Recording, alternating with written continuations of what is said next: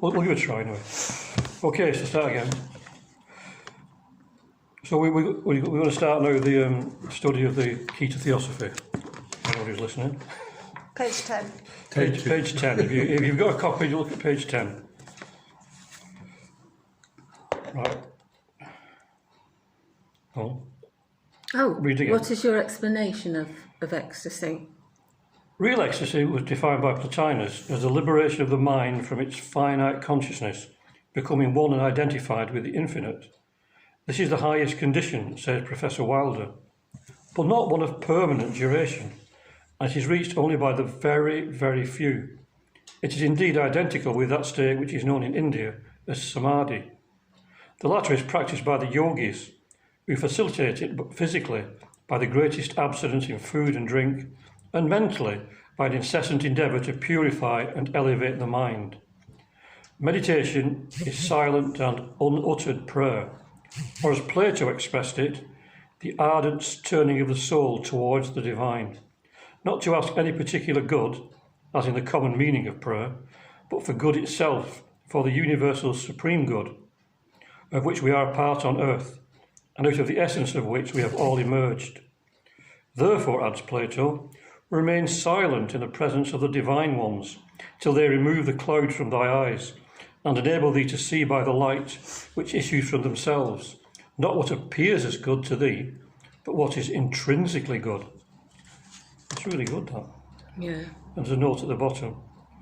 This is what the scholarly author of the eclectic philosophy, Professor A. Wilder, FTS, describes as spiritual photography. The soul is the camera in which facts and events, future, past and present, are alike fixed, and the mind becomes conscious of them. Beyond our everyday world of limits, all is one day or state, the past and future comprised in the present. Death is the last ecstasy on earth. Then the soul is freed from the constraints of the body, and its nobler part is united to higher nature and becomes partaker in the wisdom and foreknowledge of the higher beings. Real theosophy is for the mystics that state which Apollonius of Tyana was made to describe thus: I can see the present and the future as in a clear mirror. The sage needs not wait for the vapours of the earth and the corruption of the air to foresee events. The theoi, or gods, see the future, common men the present, sages that which is about to take place. The theosophy of the sages he speaks of is well expressed in the assertion, the kingdom of God is within us, or the kingdom of divinity is within us. Any comments on that? Well, it's just interesting that time is only on the physical. There is no such thing as time in the spiritual realms, is there? No. So, in reincarnation, when we're saying about how many years it is before they can come back and this, that and the other, that doesn't make any sense, does it? Because it's... Yeah, there's no such thing as time on No. other planes of being, but it's just when we measure it by time on this earth, that's how long it seems to be for people on this earth. For the people actually going through it, it wouldn't seem that way, because they're not subject to time, but we are. No. So could it be like a blink of an eye between one incarnation and the next then? If you're Could be, yeah. Could be. We don't know, but it could be. That's what it seems to be, yeah. But to us, it would. There's also stories in there about people fairy tales about people who go to this strange land, and when they come back, everyone's old or dead. Maybe that's referring to the same thing. They think about that. Yeah. Somebody's horse is gone. That's right. And the people think they've been gone for two or 3 days, and when they come back, hundreds of years have passed. So probably that's symbolic of the same thing. That time is just an illusion. So Theosophy then is not, as held by some, a newly devised scheme. Only ignorant people can thus refer to it. It is as old as the world in its teaching and ethics, if not in name. But it is also the broadest and the most Catholic system among all. Catholic being broadest, not the religion. Not the religious sense. But because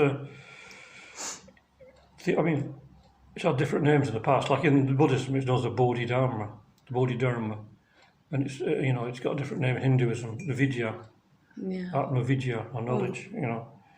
So the name changes, but the truth is always the same. The reality is always the same. How comes it then that Theosophy has remained so unknown to the nations of the Western Hemisphere? Why should it have been a sealed book to races confessedly the most cultured and advanced? We believe there were nations as cultured in days of old and certainly more spiritually advanced than we are. But there are several reasons for this willing ignorance. One of them was given by St. Paul to the cultured Athenians.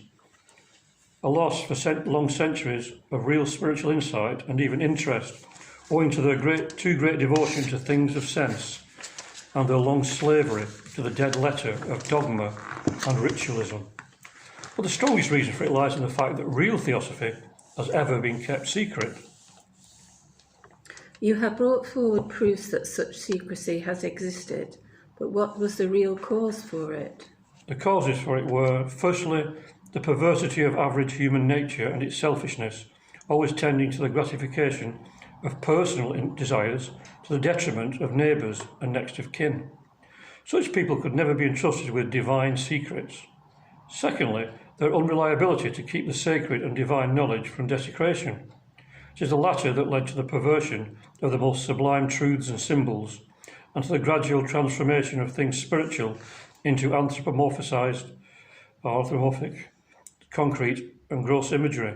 In other words, to the dwarfing of the God idea and to idolatry. Anything to say on? This truth is where we get the idea of, in religion, of a personal God who sits on a cloud with a beard and usually very nasty. The Old Testament God was always very nasty. He was jealous. He was vengeful. But people said, Theosophy says that God was a fierce tribal God. Jehovah was a fierce tribal God who needed propitiation. He needed people to worship him, and if they didn't worship him, he would destroy them. But Jesus, he refuted all that, didn't he? He said, in the Old Testament it says an eye for an eye and a tooth for a tooth, but I say to you, love your enemies, bless those that curse you, pray for those that despitefully use you, that you may be sons of your Father which is in heaven. And he also said, all I ask of you is that you love others as I have loved you.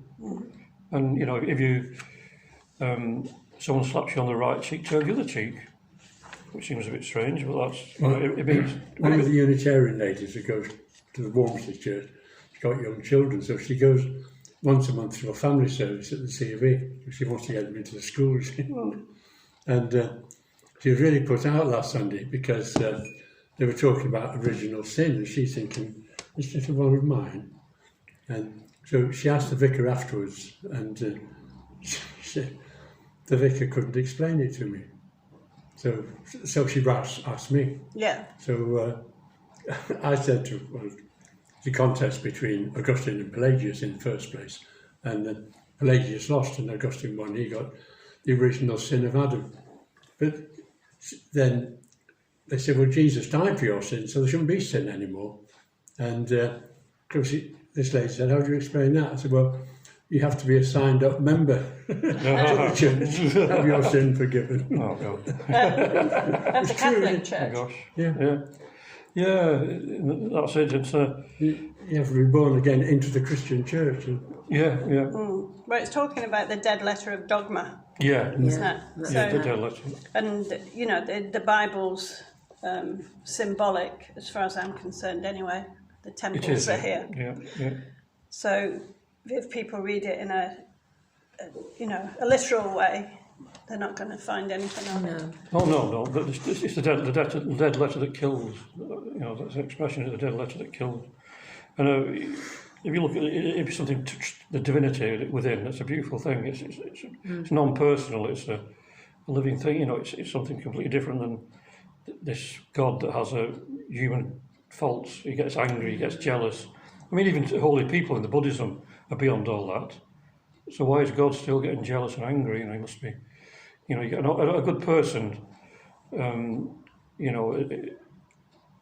has got rid of anger and jealousy and greed. But then, see, what on earth has the Old Testament got to do with the New Testament? Absolutely nothing, Yeah.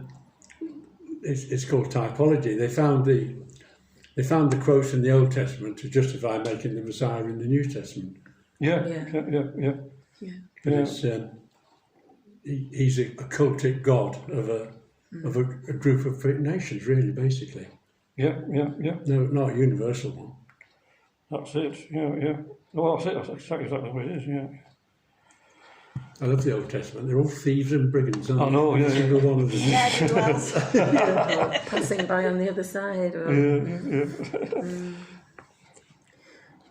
Do you want me to read the title of the next bit? Theosophy is not Buddhism. Yeah. Right, this is a new section. Inquiry. You are often spoken of as esoteric Buddhists. Are you then all followers of Gautama Buddha? No more than musicians are all followers of Wagner.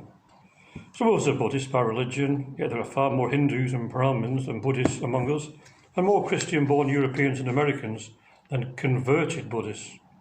The mistake has arisen from a misunderstanding of the real meaning of the title of Mr. Sinnett's excellent work, Esoteric Buddhism, which last word ought to have been spelt with one instead of two Ds, as then Buddhism, which would have meant what it was intended for, merely wisdomism. Bodha, Bodhi, intelligence, wisdom, instead of Buddhism, Gautama's religious philosophy.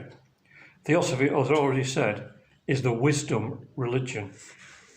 This is how wars start, isn't it? A typographic error. Yeah, that's it, yeah. I mean, Theosophy does follow the Buddha. The Masters said that we are followers of the Buddha, but not in a sense of being Buddhists. The Buddha was a very highly evolved being. Yeah, like Jesus. Yeah, even more highly than Christ. Jesus. Yeah.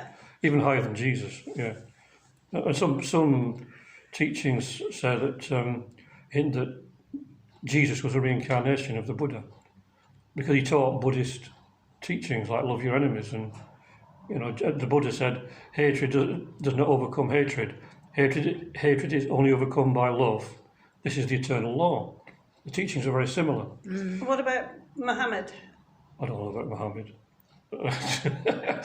Well, he does accept them as prophets. Yeah. He did. Didn't He did, yeah. He accepted. They don't believe in Jesus as the Son of God.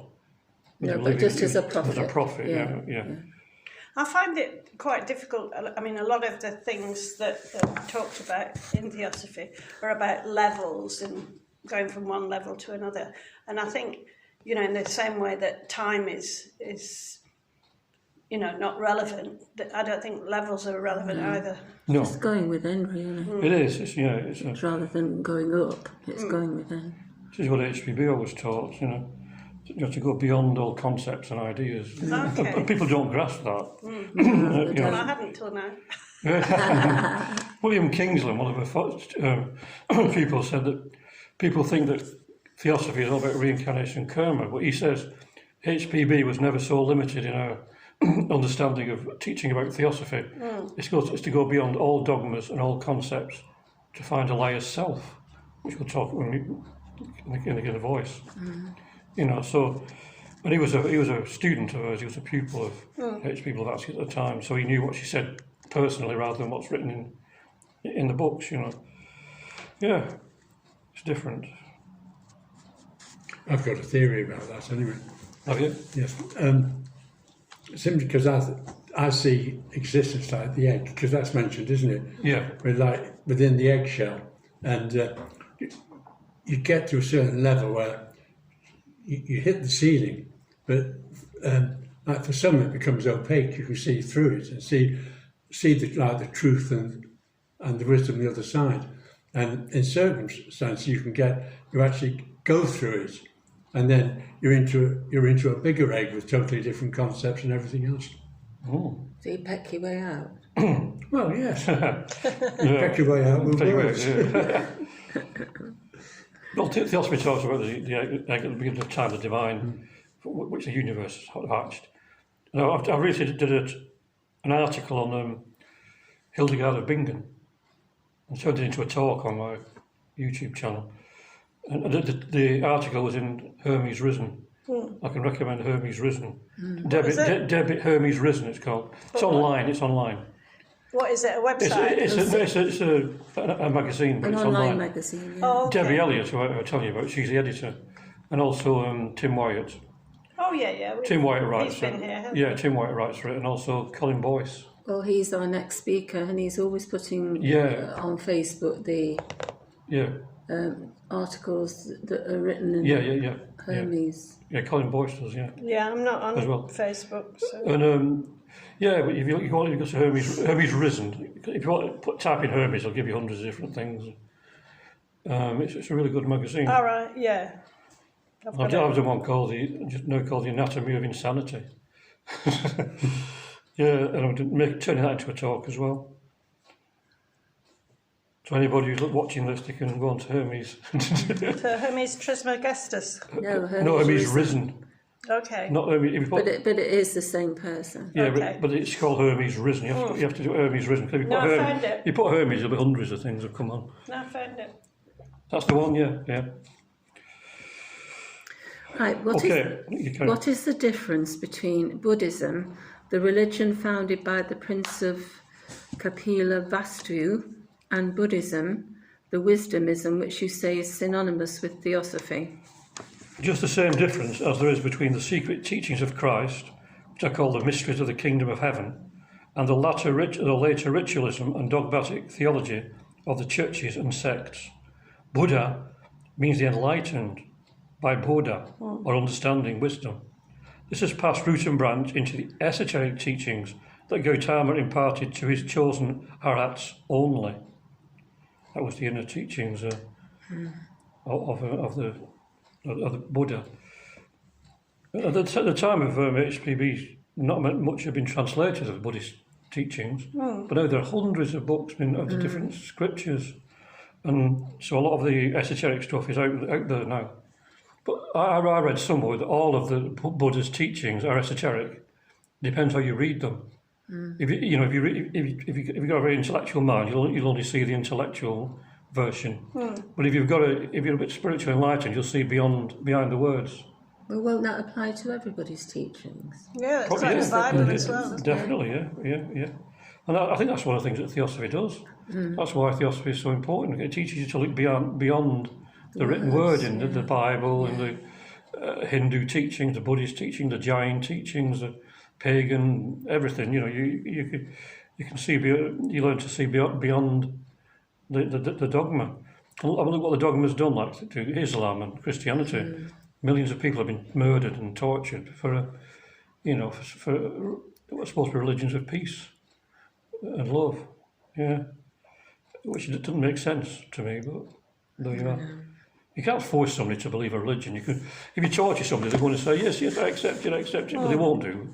In their hearts, they won't accept it. Well, that's what he meant with pearls before swine. He wasn't being rude in any way. He was just trying to show that if somebody's not ready for something that you present to them, they won't accept it. They won't accept it, or they'll twist it and turn it like Hitler and people like that, Or to fit their version of reality. Yeah, that's right, yeah. But some Orientalists deny that Buddha ever taught any esoteric doctrine at all. They may as well deny that nature has a hidden secret for the men of science. Further on, I will prove it by Buddha's conversation with his disciple Ananda. His esoteric teachings were simply the Gupta Vidya, or secret knowledge, of the ancient Brahmins, the key to which the modern successors have, with few exceptions, completely lost. And this Vidya has passed into what is now known as the inner teachings of the Mahayana school of Northern Buddhism. Those who deny it are simply ignorant pretenders to Orientalism. I advise you to read the Reverend Mr. Edkin's Chinese Buddhism, especially the chapters on the exoteric and esoteric schools and teachings, and then compare the testimony of the whole ancient world upon the subject. Yeah, so, I mean, like I said, when this was written, very little had been translated. 1889. Yeah, so, and what had been translated was mainly done by Orientalists and intellectuals. But now we've got things by actual Buddhists and Buddhist teachers, so that makes a massive difference. The sutras existed though, didn't they? Oh yeah. Well, the sutras have existed for centuries, yeah. In the East they were known, but in the West they were unknown at the time. And only a few Orientalists who didn't necessarily believe what they were translating. They just translated the dead letter, literally. But when someone who understands translates it, it's got that spirit behind it, of the person who translated it. And so, so now we've got some fantastic translators. Thomas Cleary was my favourite. I've got lots of his books, and he translated a lot of the Zen and Taoism and Chinese teachings, and they're brilliant. I've got lots of his books. Is he Irish? No, he's American. But he died about 6 months ago, sadly. But he's a really good translator, Thomas Cleary. You get a lot of his stuff off Amazon, obviously. Oh, well, don't use that. Do you not? Jeff Bezos doesn't need my money. Yeah. Well, maybe you can get them from the bookshop or Waterstones. World of Books has got some good second-hand books. Oh, yeah. I usually get mine from From where? World of Books, it's called. And Oh, it's all yeah, second-hand books. Oh, yeah, that's it. Yeah, I use Somebody Abe wants- Books. Books, I do, yeah. Uncle Alvarez as well, yeah. Right. But Okay. are not the ethics of Theosophy identical with those taught by Buddha? Certainly, because these ethics are the soul of the wisdom religion and were once the common property of the initiates of all nations. But Buddha was the first to embody these lofty ethics in his public teachings and to make them the foundation and the very essence of his public system. It is herein that lies the immense difference between exoteric Buddhism and every other religion.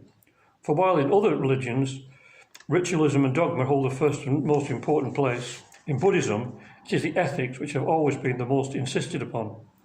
This accounts for the resemblance amounting almost to identity between the ethics of Theosophy and those of the religion of Buddha. So it's almost identical. It's the closest you can get. I mean, a lot of Buddhism now has got into ritualism, hasn't it?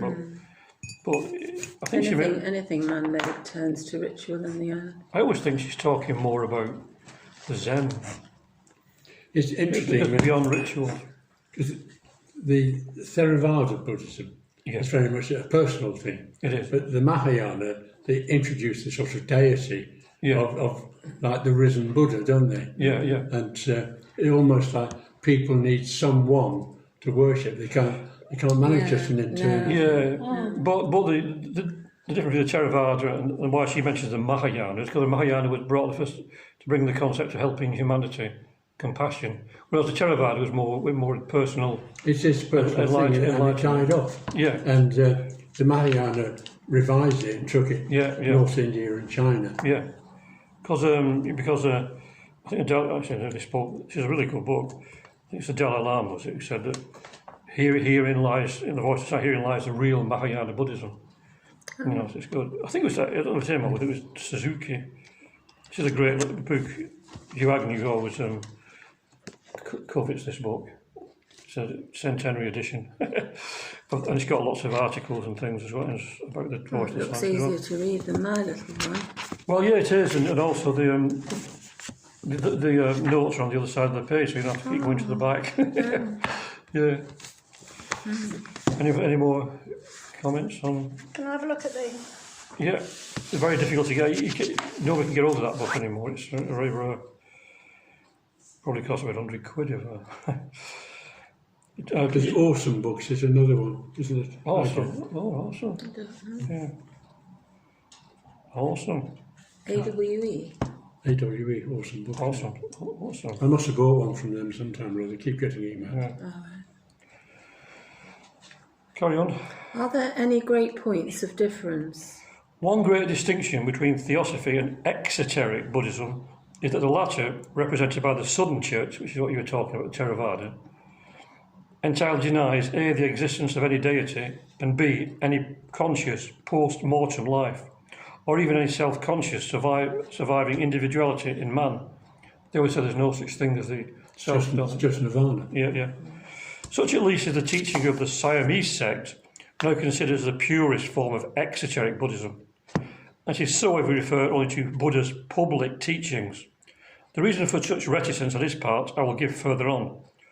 Well, the schools of the Northern Buddhist Church, established in those countries to which his initiated Harats retired after the Master's death, teach all that is now called Theosophical doctrines, because they form part of the knowledge of the initiates, thus proving how the truth has been sacrificed to the dead letter by the too zealous orthodoxy of Southern Buddhism, but how much grander and more noble, more philosophical and scientific, even in its dead letter, in this teaching than any other church or religion. Yet Theosophy is not Buddhism. The reason she says that is because if you associate it with a certain religion, that's becoming limited, dogmatic. She talks about, in the Voice, about the great dire heresy of separateness that weans us from the rest. And if you attach yourself to any particular religion, even Buddhism, you're separating yourself really from other ways of thought. Theosophy teaches that there's one essence behind everything, so it's far superior to even Buddhism. But Buddhism, she's saying, is the nearest to to Theosophy of any religion, because Buddhism is in its esoteric form is not dogmatic either. I mean, Zen, particularly Zen. I mean, I think she talks about Zen when she talks about Buddhism. To me, it's just my theory, because Zen is the same as Theosophy. It goes beyond all ideas and concepts. And even Zen people will say we're not a religion. We're not Buddhists. We're beyond all that. I mean, I might be wrong, but that's the way I look at it. But I've always been very. Buddhism is always the middle way, isn't it? Yeah. Between the sort of the rigorous of ritual and everything else, to the purely spiritual of the yogis. Yeah. I had a theory once that when it said it was the middle way, it was like a triangle, and the middle way was beyond like that. It's higher than the two extremes. It was like beyond the two extremes. That was just a theory. Again, it's another theory. Well, if it helps you see it that way, it's a good image, isn't it? What time is it? Shall we go on till about past? And then have a break. Yeah. Right, chapter 2. What the modern Theosophical Society is not. Your doctrines, then, are not a revival of Buddhism, nor are they entirely copied from the Neoplatonic Theosophy. They are not. But to these questions, I cannot give you a better answer than by quoting from a paper read on the Theosophy by Dr. J.D. Buck, FTS, before the last Theosophical Convention at Chicago, America, in April 1889. No living theosophist has better expressed and understood the real essence of Theosophy than our honoured friend, Dr. Buck. This is what Dr. Buck says. The Theosophical Society was organised for the purpose of promulgating the Theosophical doctrines and for the promotion of the Theosophic life. The present Theosophical Society is not the first of its kind. I have a volume entitled Theosophical Transactions of the Philadelphian Society, published in London in 1697, and another with the following title, Introduction to Theosophy, or the Science of the Mystery of Christ, that is of deity, nature and creature, embracing the philosophy of all the working powers of life, magical and spiritual, and forming a practical guide to the sublimest purity, sanctity, and evangelical perfection, also to the attainment of divine vision and the holy angelic arts, potencies, and other prerogatives of the regeneration. It's rather a mouthful for a title. I was going to say, that could go down in the Guinness Book of Records as the longest title in history. Yeah. The whole book, the whole front of the book would have that on, wouldn't it? That was published in London in 1855. The following is the dedication of this volume. To the students of universities, colleges and schools of Christendom, to professors of metaphysical, mechanical and natural sciences in all its forms, to men and women of education generally, of fundamental orthodox faith, to deists, Arians, Unitarians, Swedenborgians and other defective and ungrounded creeds. We don't have a creed. We don't have a defective creed. We don't have one. That's just what this fellow thought, whoever it was. Don't do this. This was rationalists and sceptics of every kind, to just-minded and enlightened Mohammedans, Jews and Oriental patriarch religionists, especially to the gospel minister and missionary, whether to the barbaric or intellectual peoples. This introduction to Theosophy, or the science of the ground and mystery of all things, is most humbly and affectionately dedicated to I'm giving a short talk on Rabindranath Tagore. Oh, yeah. And, in the introduction to one of the books, it talks about Tagore's grandfather came across the Unitarians in England, and this writer saying, it's a pity that they're only a cult, because they did have some good ideas. Well, we never cover Swedenborg, and I don't really know much about it. It would be interesting to have a talk on him. It would, sometime. yeah. There you go. That's the next one next year. Oh, did I see a book on it once? Swedenborg, yeah. Yeah, that'd be a good idea. Yeah. I mentioned Swedenborg because I did a thing on synchronicity once, didn't I? You did do the synchronicity, but I don't remember about the Swedenborg in his house. I've just one on. He was a mystic, wasn't he? Yeah. Lots of mystical writings. So he conversed with angels. Yeah.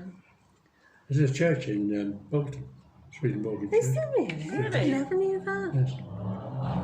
Got everything in Bolton, haven't we? It was called the Geneva of the North. Every single religion was here.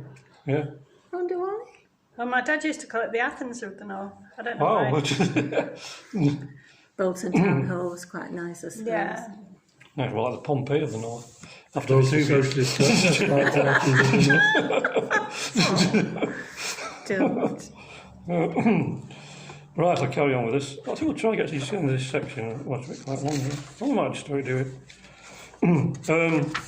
In the following year, 1856, another volume was issued, Royal Octavo, of 800 pages, diamond type, of Theosophical Miscellanies. Of the last named work, 500 copies only were issued for gratuitous distribution to libraries and universities.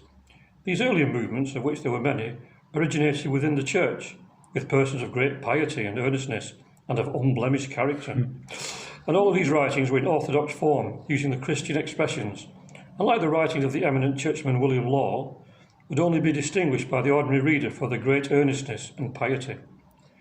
These were one and all but attempts to derive and explain the deeper meanings and original import of the Christian scriptures, and to illustrate and unfold the theosophic life. These works were soon forgotten and are now generally unknown. They sought to reform the clergy and revive general piety, and were never welcomed. That one word, heresy, was sufficient to bury them in the limbo of all such utopias. At the time of the Reformation, John Reuchlin made a similar attempt with the same result, though he too was intimate. He was the intimate and trusted friend of Luther. Orthodoxy never desired to be informed and enlightened. That's true, isn't it? Mm-hmm. Orthodoxy never desired to be informed and enlightened. These reformers were informed, as was Paul by Festus, that too much learning had made them mad, and it would be dangerous to go farther. Passing by the verbiage, which is partly a matter of habit and education, but with these writers, and partly due to religious restraint through secular power, and coming to the core of the matter, these writings were theosophical in the strictest sense, and pertained solely to man's knowledge of his own nature and the higher life of the soul. The present theosophical movement has sometimes been declared to be an attempt to convert Christendom to Buddhism, which means simply that the word heresy has lost its terrors and relinquished its power. Individuals in every age have more or less clearly apprehended the theosophical doctrines and wrought them into the fabric of their lives. These doctrines belong exclusively to no religion and are confined to no society or time. They are the birthright of every human soul. Such a thing as orthodoxy must be wrought out by each individual according to his nature and his needs, and according to his varying experience. This may explain why those who have imagined Theosophy to be a new religion have hunted in vain for its creed and its ritual.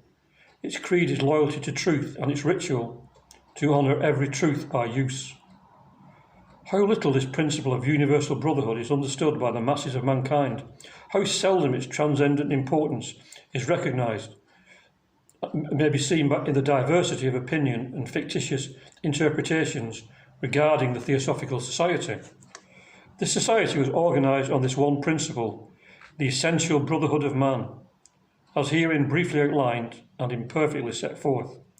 It has been assailed as Buddhistic and anti-Christian, as though it could be both these together, when both Buddhism and Christianity, as set forth by their inspired founders, make brotherhood the one essential of doctrine and of life. Theosophy has been also regarded as something new under the sun, or at best all mysticism masquerading under a new name. While it is true that many societies founded upon and united to support the principles of altruism or essential brotherhood have borne various names, it is also true that many have also been called theosophic, and with principles and aims as the present society bearing that name. With these societies, one and all, the essential doctrine has been the same, and all else has been incidental, though this does not obviate the fact that many persons are attracted to the incidentals who overlook or ignore the essentials. That's very common. She says, no better or explicit answer by a man who is one of our most esteemed and earnest theosophists could be given to your questions. Anything to say about that? Well, it's true how little this principle of universal brotherhood is understood by the masses, because we wouldn't be having what's going on now if that was understood. H.P. Blavatsky says in an article about if one had taken the teachings of universal brotherhood, we would have a golden age upon earth. Mm-hmm. But then she says, if people don't take to the something like, there'll be such a sea of horror that its parallel history has never known. There'll be such a sea of horror that its parallel history has never known, and that was before all the world wars and all that's been going on. Mm. Well, there's always been wars throughout history, hasn't there? And, there's never been a time, I don't think, for centuries when there hasn't been a war somewhere. And this present one couldn't be more ludicrous, could it? Yeah. Absolutely pointless. I know it is, yeah. Einstein said... I think he thinks he's Peter the Great, I think. I know. How he, he expanded to all the territories he wanted to see, wanted to get the sea to be able to get the ships out and stuff. I know. But I never knew until the other day that Finland also was part of the Russian Empire. Did you know that? Yes. I didn't know. No, I didn't know that, no. Once upon a long time ago. Yeah, a long time ago. It's Machiavellian politics, isn't it? Yeah. It's unbelievable. Well, carry on, regardless. Yeah, which system do you prefer or follow in that case, beside Buddhistic ethics? None and all, like that. None and all. We ought to know religion as to know philosophy, in particular. We call the good we find in each. But here again it must be stated that, like other ancient systems, Theosophy is divided into exoteric and esoteric sections. So what is the difference?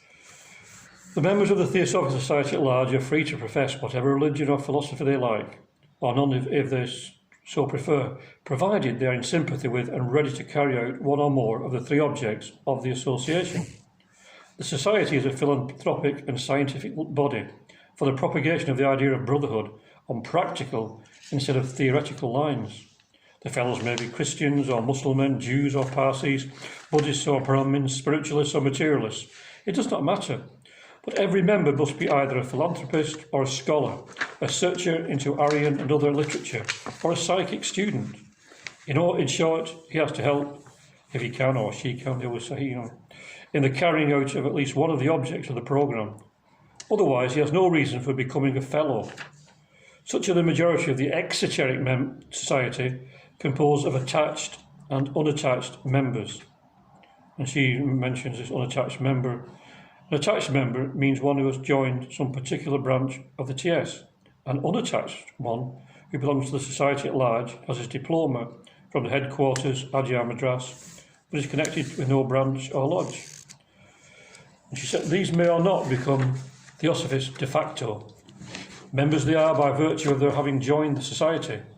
But the latter cannot make a Theosophist of one who has no sense for the divine fitness of things, or of him who understands Theosophy in his own, if the expression may be used, sectarian and egotistic way.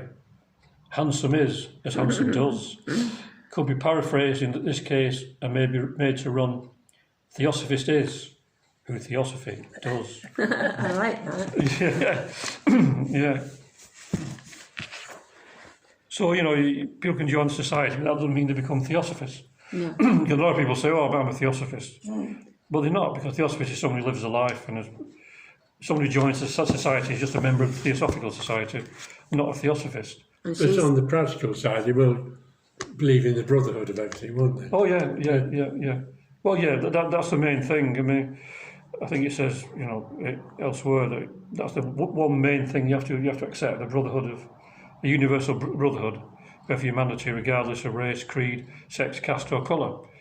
That's the main thing. That's the object. The first object. It's the first object. It was originally a universal brotherhood of humanity, regardless of race, creed, sex, caste, and colour. But later it became the later one, the nucleus of a universal brotherhood of humanity. Why? Because that's It's because a lot of people in the early days wouldn't accept other religions and other races. So No, don't go there. see, the English thought they were superior to the Indians, even though the Indians were in culture was superior. So that they wouldn't accept it. So we had to have a nucleus. So it just referred to the people in the Theosophical Society. Well, HPB is Russian. Yeah, she's Russian, Ukrainian actually. Is she Ukrainian? She's Ukrainian, yeah. Oh, She's I Ukrainian. didn't know that. That's interesting with the way things are. Yeah. God, Yeah. returning in a grave, won't she? She was certainly well, yeah. But she also said that there were more Theosophists outside of the society than there were within the She society. did. Didn't That's she? one of the main things she said. Yeah. That's what we say. So people are Unitarians without knowing it. Yeah. I mean, people are. They might be Buddhists, and if they follow the essence of the Buddhism, the esoteric side, they're Theosophists. Even people who are agnostics can be Theosophists. She says the only people who can't be are those who are very dogmatic, like these Christians who say you've got to accept Jesus and nothing else, and other Muslims who will more or less say that everybody who doesn't accept what they say will go to hell. Yeah, but the Muslims say that everybody's a Muslim, and if you find Islam, you've reverted because everybody is Muslim. Yeah. Well, yeah. But everyone's also a Mormon. Yeah. Yeah. That's Probably why everybody's everything. they christen everyone. They back christen, don't they? I don't know how far back they've gone. Well, the esoteric side of Islam is Sufism. Because, exoteric Islam, it supports like killing, destroy the unbeliever and all this, Yeah, chapter 9. Yeah. On Wednesday evening, I'm hosting a talk on Sufism Okay. All right. on Zoom. Yeah. Well, can you send us the link? Yeah. Yeah. I'll send it to you. You can send it out. I did one called Sufism, the Alchemy of the Hearts, and it's in the Esoterica magazine, Hearts 1 and 2. It's a group should be good, in that. Burnley called Building Bridges Pendle, and they're Sufis. Not burning witches. Pendle, yeah. That's a good one. But one of them is giving the talk on Sufism. Right. Yeah, I've got a mate who's Sufi. Right, yeah, Sufism, yes, I love Sufism. She keeps taking me to these. But they're heretics to Islam, aren't they? Oh, they are, yeah. To Orthodox Islam, yeah. Orthodox Islam, yeah, definitely. Yeah. So shall we break now for Sure. a while? For a break? Then we're going to go on to the voice afterwards. What's the other branch of Islam which the Muslims